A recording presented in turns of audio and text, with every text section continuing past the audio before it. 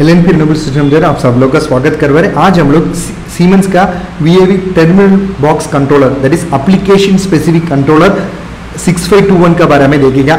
ये controller use करके हम लोग हीटिंग एंड कूलिंग दोनों कर सकते हैं। आप अगर सीमेंस में काम करने का मौका मिल रहा है, वो भी ऑटोमेशन इंडस्ट्री में काम करने के लिए आप मौका मिल रहा है, तो आप इसका ये कंट्रोलर के बारे में थोड़ा समझिएगा तो आपको बहुत यूज़फुल हो जाएगा। ओके, क्यों ये कंट्रोलर के बारे में हमको समझना पड़ेगा बोलेगा तो मान लो हम लोग heat ventilation air conditioning system में यूज़ करने वाला variable air volume units and fan coil units को PLCs यूज़ करके भी कंट्रोल कर सकते हैं। डायरेक्ट डिजिटल कंट्रोलर्स है, DDC यूज़ करके भी कंट्रोल कर सकते हैं। बट क्या है, कॉस्ट वाइज आप देखेगा तो PLC एकदम ज़्यादा है, उससे थोड़ा कम है DDC कंट्रोलर से, उससे थोड़ा कम ये एप्लीकेशन स्पेसिफिक कंट्रोलर से। इसका फ़ायदा क्या है, इसका एडवांटेज क्या है, अगर ये हमारा एप्लीकेशन के हिसाब से कंसर्न एप्लीकेशन स्पेसिफिक कंट्रोलर्स हम लोग सेलेक्ट करके हमारा एप्लीकेशन के लिए यूज़ कर सकते हैं। अगर हीटिंग के लिए तो भाई अलग है, कूलिंग परफॉर्म करने के लिए एक अलग है, हीटिंग एंड कूलिंग दोनों परफॉर्म करने के लिए एक अलग है। अगर हमारा एप्लीकेशन के हिसाब से हम लोग खुद डिसाइड कर सकते हैं। इवन स्विचिंग ओवर करने के लिए भी है ना कंसर्न एप्लीकेशन स्पेसिफिक कंट्रोलर्स है, that is terminal box controllers है। आज हम लोग 6521 एप्लीकेशन का बारे में थोड़ा देखेगा। क्या क्या चीज़ अंदर हम लोग देखने वाला है, VAV मतलब क्या है। ओके, ये टर्मिनल बॉक्स कंट्रोलर दिखने के लिए कैसे दिखेगा, ठीक है, ये कैसे काम करेगा, इसको कैसे वायरिंग एंड इंस्टॉलेशन करना पड़ेगा। अगर एक BMS इंजीनियर और building management building automation control system engineer और टेक्नीशियन आप काम करने के लिए जा रहे हैं, बेसिक के बारे में आप क्या क्या चीज़ समझना पड़ेगा बोल के आज हम लोग देखेगा। ठीक है, वेरिएबल एयर वॉल्यूम का काम है हमारा कांस्टेंट टेम्परेचर का मेंटेन करेगा। उसके लिए क्या करेगा, एयर फ्लो को मॉडुलेट करेगा। ठीक है, इसका फ़ायदा क्या है, तो हम लोग ये यूज़ करके प्रिसाइज टेम्परेचर कंट्रोल कर सकते हैं। हमारा कंप्रेसर का वियर एंड टियर रिड्यूस कर सकते हैं, एनर्जी कंजप्शन को कम कर सकते हैं, फैन का हवास का कम कर सकते हैं।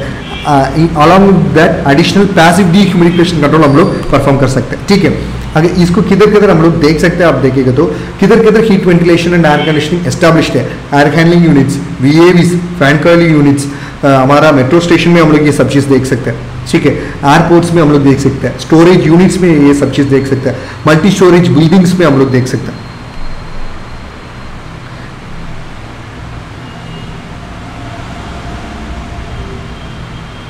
ये VAV देखने के लिए कैसे देखे, एक सैम्पल फोटो है। ये हमारा रिक्वायरमेंट हमारा एप्लीकेशन के हिसाब से इसका साइज बड़ा भी कर सकते हैं, थोड़ा अलग भी हो सकता है, बट कोई भी आप VAV ले लो, ठीक है। सो इसमें बेसिकली ये सब चीज़ हो जाएगा। एक तो एयर फ्लो मेजर करने के लिए एयर फ्लो सेंसर है, ओके, उसका ट्यूब्स हम लोग डैम्पर में कनेक्ट करने वाला टाइप भी है एंड कंट्रोलर्स में कनेक्ट करने वाला टाइप भी है। एंड कुछ जगह में ये कंट्रोलर के इसके अंदर रखेगा, अगर हीटिंग एप्लीकेशन भी है तो हीटर को भी इसके अंदर रखेगा। ठीक है, हमारा VAV application specific controller that is terminal box controller देखने के लिए कैसे दिखा, इसका रियल टाइम फोटोस है। ये इधर देखेगा तो हमारा एप्लीकेशन का हिसाब से इसको IO का नंबर है ना, थोड़ा कुछ में कम हो जाएगा, कुछ में ज़्यादा हो जाएगा, बट बेसिकली क्या आगे जिसके अंदर हो जाएगा 24 वोल्ट AC सप्लाई देने के लिए टर्मिनल्स हो जाएगा। ओके, एंड कम्युनिकेशन हमको एस्टेब्लिश करने का, अगर एक फ्लोर में बहुत सारा VAVs हो सकते हैं, वेरिएबल एयर वॉल्यूम यूनिट से, सो हर एक VAV को कंट्रोल करने के लिए हम लोग को ये कंट्रोलर को यूज़ कर सकते हैं। ये सबको हम लोग लूप करके भी है ना हमारा बैकनेट रूटर में कनेक्ट करके उससे कम्युनिकेट हम लोग सर्वर को कम्युनिकेट करके हमारा SCADA में देख सकती है सब चीज़। ठीक है, हमारे डिजिटल आउटपुट्स को कनेक्ट करने के लिए डिजिटल आउटपुट टर्मिनल्स है। ठीक है, अगर कुछ एनालॉग इनपुट सिग्नल्स हम लोग ले रहे हैं तो भी उसको कनेक्ट करने के लिए भी इसके टर्मिनल्स दे चुका हूँ। ठीक है, अगर इसका बेसिक ओवरव्यू इसके बारे में आप देखेंगे तो ये तो माउंटिंग होल्स उसमें हो सकते हैं एंड इवन माउंटिंग रेल्स भी आप देख सकते हैं बराबर। ठीक है, पावर वायरिंग के थोड़ा क्लैरिटी इसमें हम लोग दे चुका हूँ, मतलब हॉट टर्मिनल में फेस को कनेक्ट करने का, कोल्ड टर्मिनल में न्यूट्रल को कनेक्ट करने का, कम्युनिकेशन वायरिंग है तो पॉजिटिव नेगेटिव कैसे हमको कनेक्ट करने का बोल के इसमें क्लैरिटी हम लोग दे चुका हूँ। सो LED इंडिकेशंस के बारे में देखिएगा तो अगर एक डिजिटल आउटपुट एनर्जिस्ट है तो भी उसका LED ग्लो हो जाएगा, वो ग्लोइंग से हम लोग समझ सकते हैं वो कंसर्न डिजिटल आउटपुट एनर्जिस्ट बोल के। अगर कोई हम लोग इंफॉर्मेशन ट्रांसमिट करवा रहे हैं हमारा कंट्रोलर से फील्ड पैनल को, उसका TX से LED ग्लो हो जाएगा। ठीक है, फ्लैश हो जाएगा। अगर सेम टाइम हम लोग कुछ इन्फॉर्मेशन रिसीव कर रहे हैं फील्ड पैनल से तो उसका RX से फ्लैश हो जाएगा। बेसिक सैनिटी चेक मतलब कंट्रोलर बंदा जिंदा है मर गया बोल के हम लोग कैसे समझ सकते हैं, तो इसका वो प्रॉपरली फंक्शन करेगा तो कैसे समझ सकते हैं, तो उसका BST बोल के एक LED है, वो क्या हो जाएगा हर एक सेकंड के लिए ऑन ऑफ हो जाएगा, उसके हिसाब से लाइक हार्ट बीट वो ऑन ऑफ हो जाएगा। इससे हम लोग समझ सकते हैं वो बंदा जिंदा है बोल के, ठीक है। अगर हम लोग इंस्टॉलेशन के बारे में देखेगा तो ये इसका डायमेंशंस है, ओके। अगर इसके लिए कंट्रोल पैनल आप बना रहे हैं तो ये डायमेंशन यूज करके आप बना सकते हैं, ठीक है। ये फिजिकल कनेक्शन है। कुछ जगह में आप ऑटो जीरो मॉड्यूल्स क्यों यूज करने का, अगर आपका VAV का फुल टाइम ऑक्यूपाइड मोड में काम करने के लिए प्लान कर रहे हो तो उसी जगह में ऑटो जीरो से मॉड्यूल का आप यूज कर सकते हैं।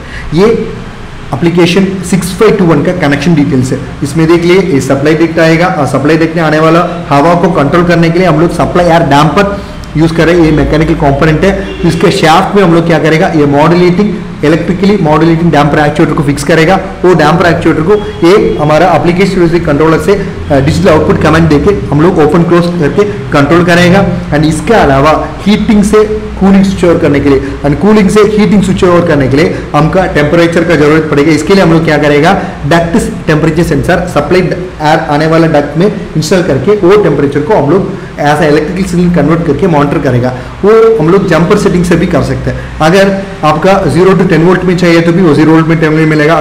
अगर आप जंपर सेटिंग और डिप स्विच सेटिंग्स को चेंज करेगा तो वो 0 to 10 वोल्ट में आने वाले इलेक्ट्रिक सिग्नल को आप ऐसा 4 to 20 मिली एम्प्स चेंज करके भी देख सकते हैं। And most importantly room temperature sensor को हम लोग RTS पोर्ट में कनेक्ट कर सकते हैं, ठीक है।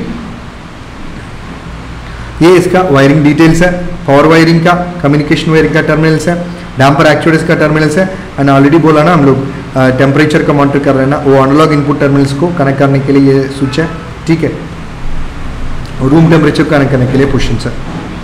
ये इसका वायरिंग डायग्राम है। 24 वोल्ट हम लोग सीधे नहीं मिलेगा, सो हम लोग मिलने वाला हाई वोल्टेज को स्टेप डाउन करके 24 वोल्ट AC कन्वर्ट करके यूज़ करवा रहे हैं। अगर एक फ्लोर में हम लोग बहुत सारे VAVs देख सकते हैं, हर एक को लूप करने के लिए हमको कम्युनिकेशन चाहिए। सो बैकनेट से कम्युनिकेशन आएगा, इसको दूसरा master slave through the master slave protocol अलग अलग स्लेव ID असाइन करके हम लोग क्या करेगा, हर एक VAS के साथ लूप करके हम लोग सबको बैकनेट रूटर्स में देख सकते हैं। थ्रू द बैकनेट रूटर हम लोग सर्वर के साथ कम्युनिकेट करके SCADA में ये सब चीज़ देख सकते हैं। हमारे डैम्पर्स को हम लोग ये टर्मिनल्स में कनेक्ट कर सकते हैं। एंड इसके अलावा हमारा डक्ट टेम्परेचर सेंसर को AI टर्मिनल्स में कनेक्ट कर सकते हैं। एंड हमारा थर्मोस्टेट रूम टेम्परेचर सेंसर्स को ये RTS पोर्ट्स में कनेक्ट करके देख सकते हैं, ठीक है। सो ये VAVs का रियल टाइम फोटोस है, देखने के लिए कैसे दिखेगा बोल के एक फोटोस है हम लोग दे चुका हूँ। एंड इसके अलावा अगर आप डैम्पर को यूज़ कर रहे हो तो उसको बराबर प्रॉपर वायरिंग करना पड़ेगा, उसके लिए पावर वायर अलग बराबर देना पड़ेगा। एंड इसके अलावा कंट्रोल सिग्नल एंड फीडबैक को बराबर कनेक्ट करके देखना पड़ेगा, ठीक है। अगर ग्राफिक्स के बारे में देखेंगे तो आपका रिक्वायरमेंट के हिसाब से आपका डिज़ाइन आइडियोलॉजी के हिसाब से आप बहुत सारे डिज़ाइंस क्रिएट कर सकते हैं। कोई भी डिज़ाइंस करोगे तो इसमें ये सब चीज़ हमको दिखाना पड़ेगा। क्या है, अगर वो कंसर्न इक्विपमेंट ऑक्यूपाइड मोड में और अनऑक्यूपाइड मोड में उसका सेट पॉइंट टेम्परेचर क्या है, ठीक है। एंड इसके अलावा डैम्पर का कमांड हम लोग कितना दिया, उसका फीडबैक्स है ना, पोजीशन क्या है बोल के हमको देखना पड़ेगा। हीटर कमांड के बारे में भी हमको उसमें दिखाना पड़ेगा। इसके अलावा सप्लाई टेम्परेचर भी आप मॉनिटर कर रहे थे, वो भी ये सप्लाई दिखा के उसमें हम लोग देख सकते हैं। एंड ये सब करने का पहले हम लोग एयर बैलेंसिंग करना पड़ेगा। सो उससे हम लोग मिनिमम एयर फ्लो लीटर्स पर सेकंड में हम लोग समझ सकते हैं। उसके हिसाब से हम लोग वोल्टेज मिनिमम कैलकुलेट कर सकते हैं। वो वोल्टेज मिनिमम यूज करके हम लोग क्या करेगा, तो डैम्पर का मिनिमम पोजीशन डिसाइड कर सकते हैं। एंड इसके अलावा मैक्सिमम एयर फ्लो भी एयर बैलेंसिंग से हम लोग पकड़ सकते हैं। उससे हम लोग मैक्सिमम वोल्टेज को कैलकुलेट कर सकते हैं। वो मैक्सिमम वोल्टेज को यूज करके डैम्पर का मैक्सिमम पोजीशन हम लोग डिसाइड कर सकते हैं, ठीक है। ये रियल टाइम फोटोज है। और साइट में अगर डक्ट में आप देखेंगे तो अगर ये कुछ इक्विपमेंट ऐसे दिखा रहे थे, यही ये VAVs है। VAVs देखने के लिए ऐसे ही दिखेगा। कुछ जगह में एयर हैंडलिंग यूनिट्स भी, फैन कॉइल यूनिट्स में भी ऐसे इंस्टॉल कर सकते हैं हम लोग। अगर हीटिंग एंड कूलिंग कभी स्विच ओवर हो जाएगा, हमारा कंट्रोल टेम्परेचर हमारा कंट्रोल सेट पॉइंट का से ज़्यादा है तो उधर कूलिंग ऑपरेशन परफॉर्म हो जाएगा। अगर हमारा कंट्रोल टेम्परेचर हमारा कंट्रोल सेट पॉइंट से कम है तो भी उधर हीटिंग एस्टेब्लिश हो जाएगा, ठीक है। अगर ये एप्लीकेशन स्पेसिफिक कंट्रोलर और टर्मिनल बॉक्स कंट्रोलर के ये 3 मोड में हम यूज़ कर सकते हैं। 3 ऑप्शन इसमें है। क्या है तो सप्लाई डक्ट, एयर डक्ट में अगर हमारा सप्लाई एयर टेम्परेचर है ना, डक्ट सेंसर को इंस्टॉल करेगा तो वो सप्लाई डक्ट में आने वाला सप्लाई टेम्परेचर हमारा कूलिंग टेम्परेचर से कम है तो उधर कूलिंग मोड एस्टेब्लिश हो जाएगा। अगर नहीं हमारा सप्लाई टेम्परेचर हमारा हीटिंग टेम्परेचर से ज़्यादा है तो उधर हीटिंग मोड एस्टेब्लिश हो जाएगा। अगर मान लो कुछ जगह में आप क्या करवा रहे हैं, आपका कंट्रोलर का फील्ड पैनल को कनेक्ट करके सप्लाई टेम्परेचर को मॉनिटर करवा रहे हैं, वो सप्लाई टेम्परेचर को आप कमांड कर सकते हैं। अगर मान लो अब आपका कमांडेड सप्लाई टेम्परेचर ठीक है हमारा कूलिंग टेम्परेचर से कम है तो उधर कूलिंग मोड एस्टेब्लिश हो जाएगा। नहीं हमारा सप्लाई टेम्परेचर हमारा हीटिंग टेम्परेचर से ज़्यादा है तो उधर हीटिंग मोड एस्टेब्लिश हो जाएगा। सही है। कुछ जगह में आप क्या कर सकते हैं, आपका कंट्रोलर का फील्ड पैनल में कनेक्ट करके आप खुद कमांड करके heating mode and cooling mode आप खुद कमांड करके डिसाइड कर सकते हैं। अगर हीटिंग लूप है तो भी फ्लो लूप है तो भी दोनों में एक चीज़ कॉमन है, क्या है आपका एयर बैलेंस से आपको मिलने वाला air minimum and maximum flow को आपको मेंटेन करने का, आपका रिक्वायरमेंट के हिसाब से टेम्परेचर को मेंटेन करने के हिसाब से आप लोग क्या कर सकते हैं, ये फ्लो वैल्यू को चेंज कर सकते हैं। तो कुछ एयर बैलेंसिंग करने के टाइम कुछ जगह में 5% में फ्लो मिलेगा, कुछ जगह में 10% में मिलेगा। ओके वो बहुत ज़्यादा डिस्टेंस में है तो 15% मिलने के बाद ही आपको वो concern minimum air flow maintain हो जाएगा। सो ये हमारा रिक्वायरमेंट फ्लो का हिसाब से आप खुद ये प्रोग्राम का अंदर परसेंटेज को चेंज करके कंट्रोल कर सकते हैं। ये तो PPCL प्रोग्रामिंग है, इसको यूज़ करके हम लोग क्या करवा रहे हैं, ये terminal box controller application specific controller को कंट्रोल करवा रहे हैं। ये फ्लो लूप है, फ्लो लूप का काम है मिनिमम फ्लो का मेंटेन करने के लिए। ठीक है। अगर अलार्म्स के बारे में देखेगा तो high temperature cut off alarm, communication failure alarm, BACnet router communication failure alarm, temperature deviation alarm along with the time delay.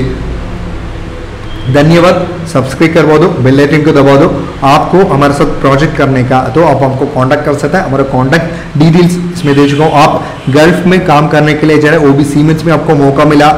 Okay उधर ऑटोमेशन इंडस्ट्री में आप काम करने के लिए जा रहे हैं, बिल्डिंग मैनेजमेंट सिस्टम का बारे में आपको समझना पड़ेगा, उसमें आपको ट्रेनिंग चाहिए। और बिल्डिंग ऑटोमेशन सिस्टम का बारे में आपको समझना पड़ेगा, उसमें आपको ट्रेनिंग चाहिए तो भी आप हमको कांटेक्ट कर सकते हैं। हमारा कांटेक्ट डिटेल्स इसमें दे चुका हूँ।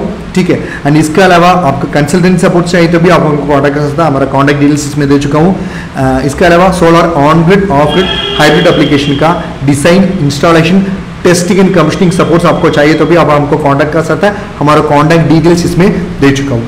इसके अलावा इलेक्ट्रिकल व्हीकल्स का बेसिक्स के बारे में आपका समझना पड़ेगा तो भी आप हमको कांटेक्ट कर सकते हैं। हमारा कांटेक्ट डिटेल्स इसमें दे चुका हूँ। धन्यवाद।